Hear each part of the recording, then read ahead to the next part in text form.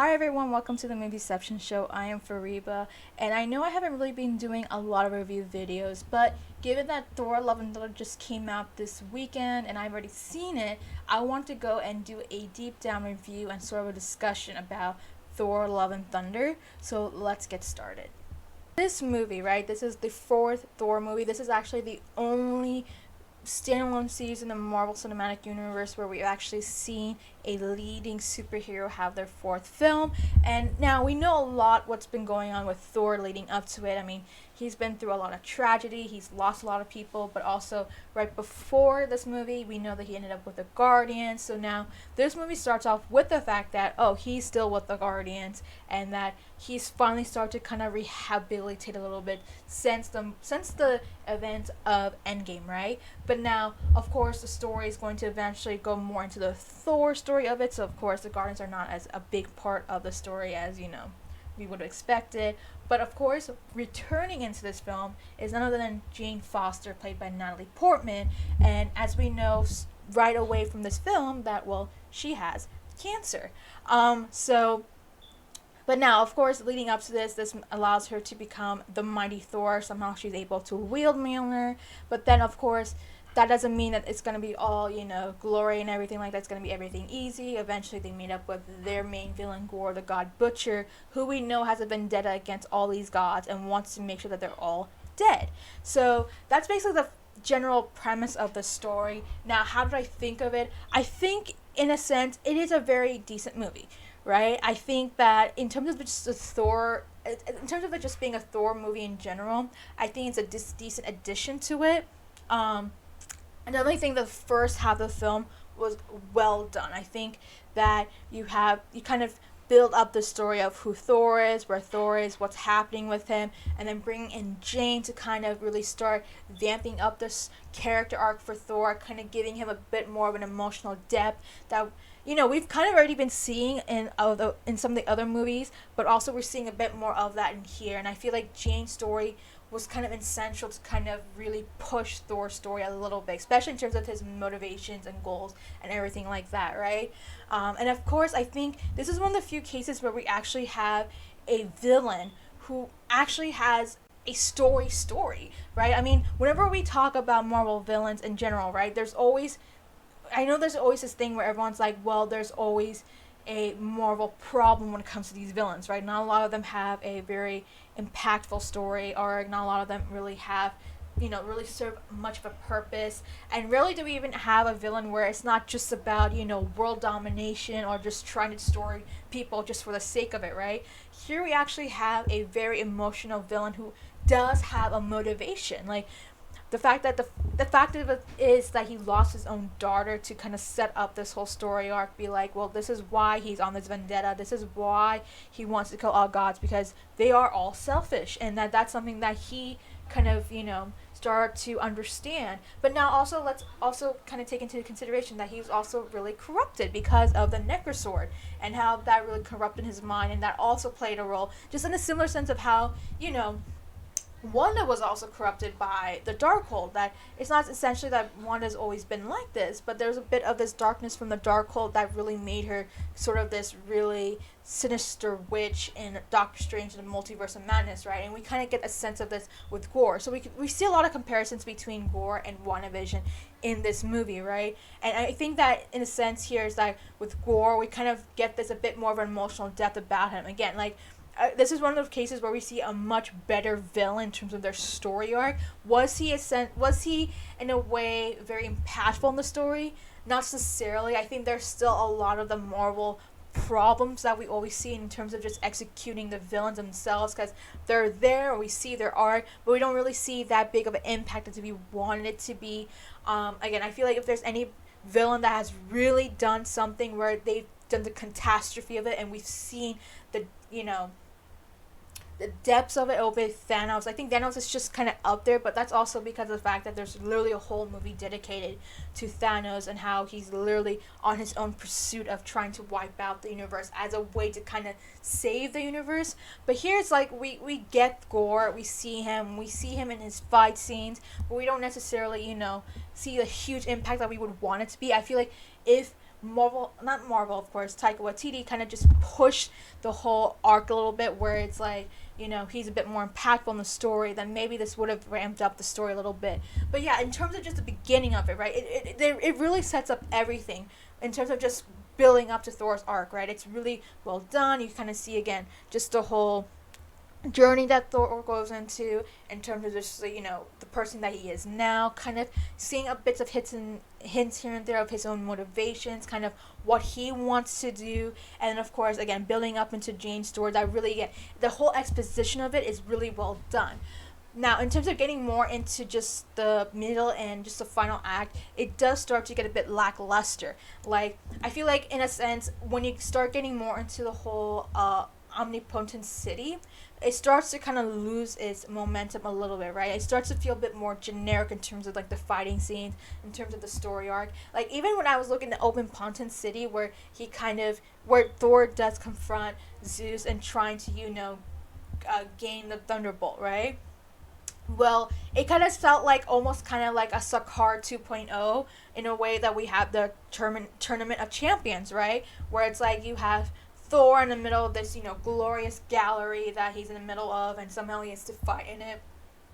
It kind of felt like it was sort of a remake of that in this movie, because it just felt like it was kind of the same thing going on. In a way, it started to feel a bit more formulaic in the way just the whole setup of Thor Love and Thunder was made. It was just a way to just, replicate what was Ragnarok. They're like, oh, well, it's almost like it's saying that if it works, why, break this, whole situation of it. So it seems like they kind of just decided to be a bit formulaic with this movie by just replicating everything great about Ragnarok, rather than just making this movie of its own unique story and its own unique creativity. And again, it just felt like, because of that, started to feel really, really generic as as the story started to kind of progress, and as you get to the final bit of the act, it kind of does feel like it loses some of that momentum a little bit. Like, it just starts to feel like any sort of superhero film, from that matter, right? So you have like the final battle, Thor comes up against Gore, and all that sort of stuff. And again, I really love that they do kind of give Jane this really redeeming story arc, where for her, because of the fact that she is dying, that this is her final way of just trying to have this heroic moment, that to give her this kind of closure that she would want, right? Like, I think it does well in terms of like trying to set up Jane's arc, and I feel like that may have been the saving grace for me in sort of this film, that again, had it not been for Jane, and had she not been in the picture, then maybe this movie would have been a lot worse than it is now. But again, like, I felt like a lot of the story started to kind of lose its momentum. I think in terms of like the humor, again, I mean, it's by Taika Waititi, right? Like, I mean, I think one of the reasons why a lot of people love Ragnarok was because of the humor, right? It really brought back that liveliness of who Thor is. It kind of gave us a bit of an idea that, well, Chris Hemsworth does know how to be funny. He is a really funny guy, and it really works for him, right? And they try to replicate that success from Ragnarok into this movie, which in some cases I feel like was necessary, just because, again, it gave a bit more of that liveliness, a bit of that glow to Thor's arc.